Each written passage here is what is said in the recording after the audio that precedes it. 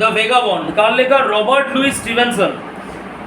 Robert Louis Balfour Stevenson, পুরো নাম underline করতে হবে, অনেক বড় নামটা। 1850 থেকে 1894, আর.এল. স্টিভেনসনও বলে শর্টে।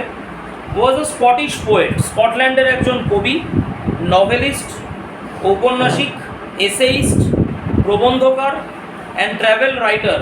এবং ট্র্যাভেল রাইটার মানে তিনি বিভিন্ন ভ্রমণ কাহিনীও লিখেছেন।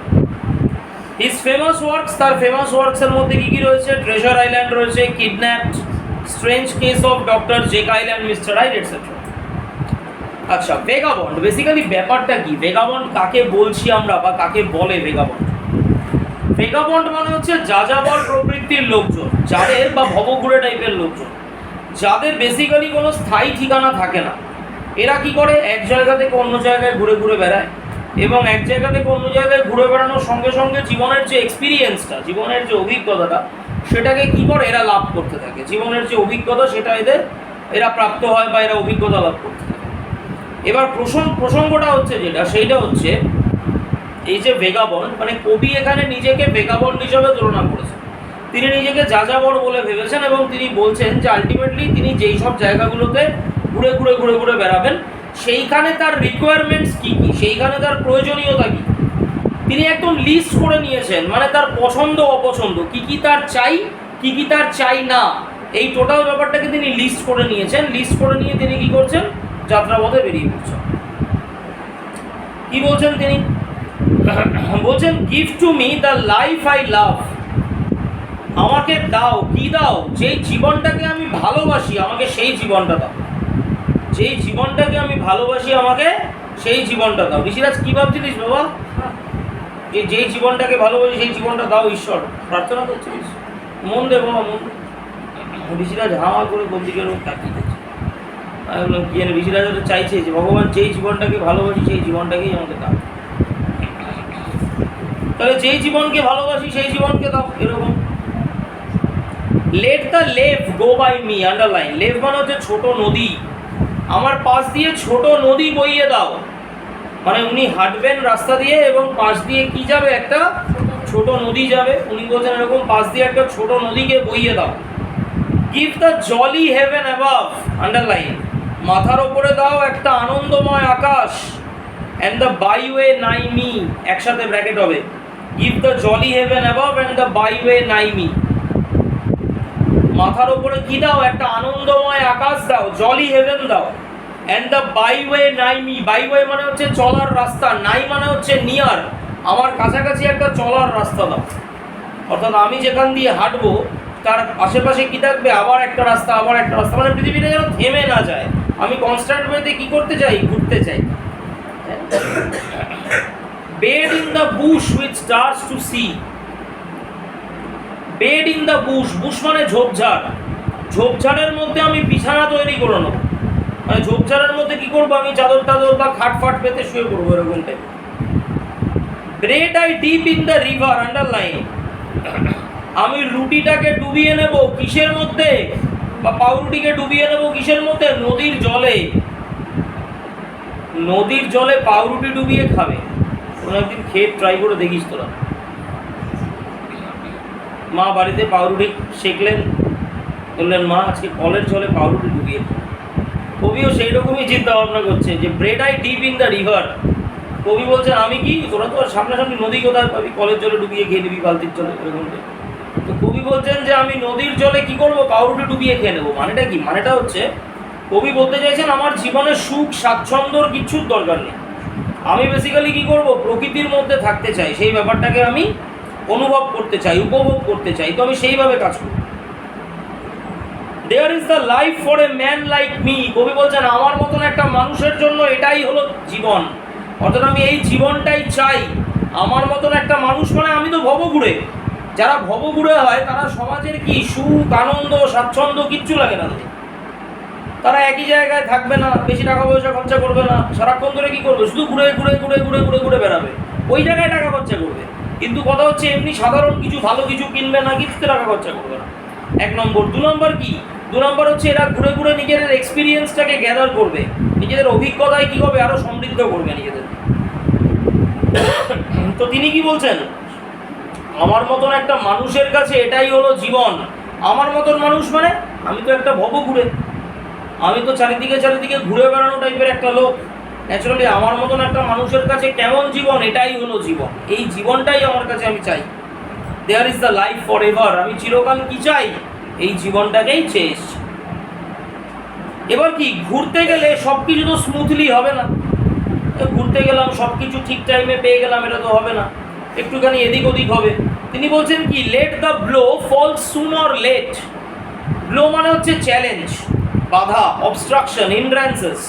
তিনি বলছেন বাধা আগেই নেমে আসুক বা পরেই। অর্থাৎ তিনি বলছেন যে ঠিক আছে, ঘুরতে যখন যাব সব কিছু তো স্মুথলি হবে না, যে না একেবারে ঘুরতে গিয়ে আমার জন্য একটা গাড়ি দাঁড়িয়ে থাকলো, চুপ করে গাড়িতে উঠলাম চলে গেলাম। আবার দেখা যাচ্ছে ঘুরতে গেলাম, আমার জন্য একেবারে হোটেলে খাবার দাবার সাজিয়ে রেডি, তাও হবে না। তার মানে কি করতে হবে? আমাকে বিভিন্ন চ্যালেঞ্জ ফেস করতে হবে, অসুবিধার সম্মুখীন হতে হবে, বাধা লাভ করতে হবে। এই বাধাগুলোই কি করবে? আমাকে জীবনে আরও এগিয়ে দেবে, সাহায্য করবে। এবং কি, let what will be over me. কবি বলছেন বাধা যতই না নেমে আসুক না কেন, সুন অর লেট, আগেই নেমে আসুক বা পরেই নেমে আসুক, let what will be over me, আমার ওপর দিয়ে যা খুশি তাই হয়ে যাক না কেন, আমার ওপর দিয়ে যা খুশি তাই হয়ে যাক না কেন, give the face of earth around, underline, আমাকে কি দাও? পৃথিবীর খোলা মুখটা দাও, and the road before me, এবং আমার সামনে দিয়ে কি দাও? রাস্তা দাও। অর্থাৎ পৃথিবীর খোলা মুখটা দাও আমার সামনে। খোলা মুখ মানে আমি যেন হাঁটতে হাঁটতে হাঁটতে হাঁটতে পৃথিবীটা যেন বন্ধ না হয়ে যায়, আমি যেন থ্রু আউট কী করতে পারি? ক্রমাগতভাবে কী করতে পারি? যেন হেঁটে যেতে পারি। যত বেশি হাঁটবো তত বেশি জায়গা ঘুরতে পারবো, যত বেশি ঘুরতে পারবো তত বেশি এক্সপিরিয়েন্স পাবো জীবনে। তার মানে ফ্যাক্টরটা কি? আমি যেন জীবনে প্রচুর পথ অতিক্রম করতে পারি। একটা জিনিস মাথায় রাখবি, সেটা হচ্ছে জীবনে আমরা ঘরে বসে বই পড়ে যত না অভিজ্ঞতা পাই, বাইরে থেকে ঘুরে তার থেকে অনেক বেশি অভিজ্ঞতা পাই।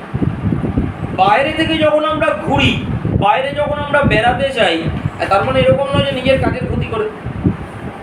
তার মানে বিষয়টা হচ্ছে বাইরে যখন আমরা বেড়াতে যাই তখন আমরা বিভিন্ন ধরনের অভিজ্ঞতা লাভ করি, আমরা জীবনের মূল সত্যগুলোকে বুঝতে পারি।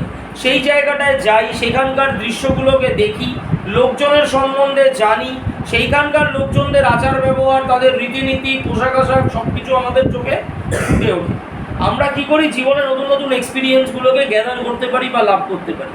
তাহলে যদি জীবনের নতুন নতুন এক্সপিরিয়েন্সগুলোকে আমরা গ্যাদার বা লাভ করতে পারি, তাহলে ঘোরাটা কি আমাদের জন্য ভালো।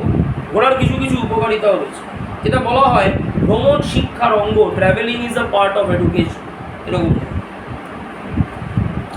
তো কবি বলছেন আমাকে পৃথিবীর খোলা মুখ দাও, and the road before me, এবং আমার সামনে দিয়ে কি দাও? একটা রাস্তা দাও। কবি কি কি চান না? তিনি অনেক জিনিস খুঁজতে চান না। কি কি জিনিস চান না? Underline, wealth I seek not, hope not love, not a friend to know me এত অব্দি। কবি বলছেন আমার টাকা পয়সার দরকার নেই। ওয়েলথ মানে কি? সম্পত্তি। কবি বলছেন আমার সম্পত্তির দরকার নেই। সিক মানে খোঁজা, সিক মানে খোঁজা। কবি বলছেন আমার দরকার নেই টাকা পয়সা। ওই যে আগেই বললাম, এরা অন্যদিকে কি করবে না, টাকা পয়সা খরচা করবে না। হোপ নট লাভ, আশা, ভালোবাসা, কিচ্ছুর দরকার নেই। কবি বলছেন কিচ্ছুর দরকার নেই, আমি শুধু কি করব? ঘুরতে চাই, এরকম। Not a friend to know me, কিংবা কোনো বন্ধু বান্ধব যে আমায় চিনবে জানবে, কিচ্ছুর দরকার নেই। তাহলে আমি কি চাই?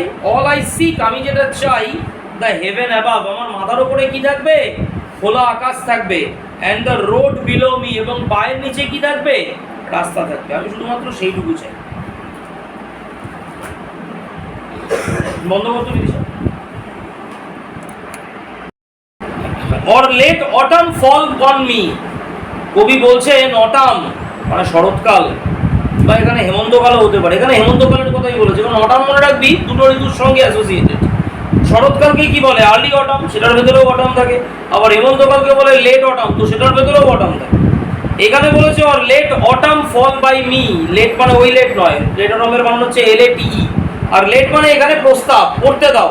বলছে পড়ুক আমার উপরে হেমন্তকাল, নেমে আসুক আমার উপরে হেমন্তকাল।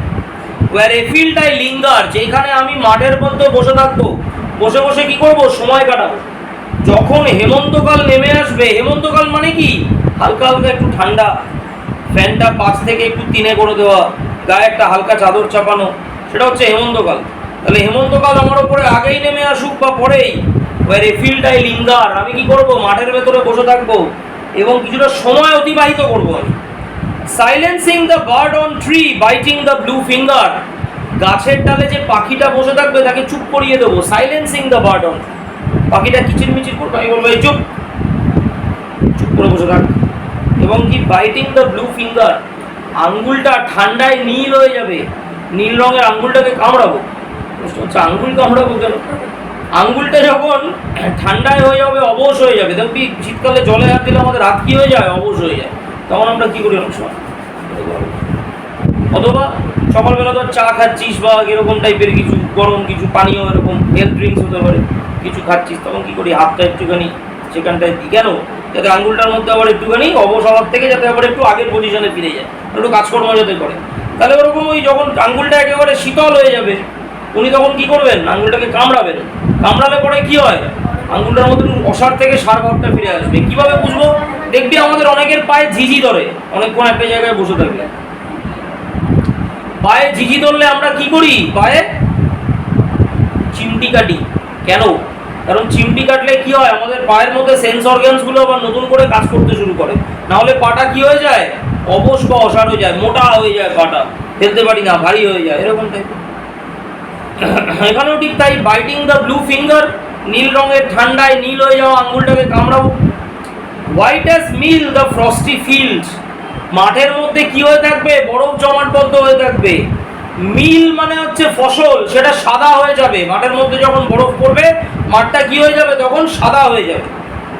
One the fire side haven, fire side আগুনের ধারে একটা, হ্যাভেন মানে সেফ জায়গা, নিরাপদ জায়গা, আগুনের ধারে একটা নিরাপদ জায়গা দেখে আমি বসে থাকবো। কেন? রোদ, ওই গরমটা পোয়ানোর জন্য, গরমের তাপটাকে নেওয়ার জন্য। আগুনের ধারে একটা তুলনামূলক গরম স্থান দেখে কি করব, আমি বসে থাকবো। Not to autumn will I yield, yield মানে আত্মসমর্পণ করা। অটামের কাছে বা হেমন্তের কাছে আমি আত্মসমর্পণ করব না, মানে হেমন্তকাল আমাকে কষ্ট দেবে, ও ঠান্ডায় ভোগাবে আমাকে, শীতকালও তাই করবে, ঠান্ডায় ভোগাবে, কিন্তু আমি হার স্বীকার করবো না। আমি একবারও বলবো না যে না না আমার বাড়ি যেতে ইচ্ছা করছে না, আমি কি করব, যে আরও ঘুরবো আরও ঘুরবো, শীতের ঠান্ডায় জমে যাবো, আরও ঘুরবো, ঠান্ডায় জমে গিয়ে সারা গায়ে বরফ হয়ে যাবে, আইসম্যান হয়ে ঘুরে বেড়াবো, তাও ঘুরবো, এরকম ঘুরবো না। নেক্সট সেকেন্ড প্যারাটা আবার রিপিট, কিসে, ফোর্থ প্যারায়। সেকেন্ড প্যারাটাই আবার রিপিট কোথায়, ফোর্থ প্যারায়, দুটো শব্দ আলাদা রয়েছে। যেটা সেকেন্ড প্যারায় সিক লেখা, ফোর্থ প্যারায় কি লেখা, আস্ক। কি বলছেন, বলছেন let the blow fall sooner later, আঘাত আমার ওপরে আগেই নেমে আসুক বা পরেই। Let what will be over me, আমার ওপর দিয়ে যা খুশি তাই হয়ে যাক না কেন। Give the face of earth around, পৃথিবীর খোলা মুখটা আমার দিকে দাও। And the road before me, এবং আমার সামনে দিয়ে কি দাও, রাস্তা। ওয়েলথ আই আস্ক নট, আগেরটায় ছিল ওয়েলথ আই সিক নট, মানে কি আমি সম্পদ খুঁজি না, এখানে ওয়েলথ আই আস্ক নট, আমি সম্পদ চাই না। এখানে কবি নিশ্চিত যে ওনার কি কি লাগবে আর কি কি লাগবে না। কবি বলছেন সম্পত্তির দরকার নেই আমার, হোপ নর লাভ, আশা ভালোবাসা কিচ্ছুর দরকার নেই। নর এ ফ্রেন্ড টু নো মি, কোনো বন্ধু বান্ধব আমায় চিনবে জানবে, কিচ্ছুর দরকার নেই। অল আই আস্ক, আমি যেটা চাই, কি চাই, তা হেভেন অ্যাবাভ, মাথার ওপরে কি থাকবে, খোলা আকাশ থাকবে। And the road below me, আমার পায়ের সামনে দিয়ে কি থাকবে, রাস্তা থাকবে। তাহলে মাথার ওপরে আকাশ, পায়ের নিচে রাস্তা, আমি আমার গতিপথ বানিয়ে দেবো, আমি থামবো না, আমি কনস্ট্যান্ট চলতে থাকবো।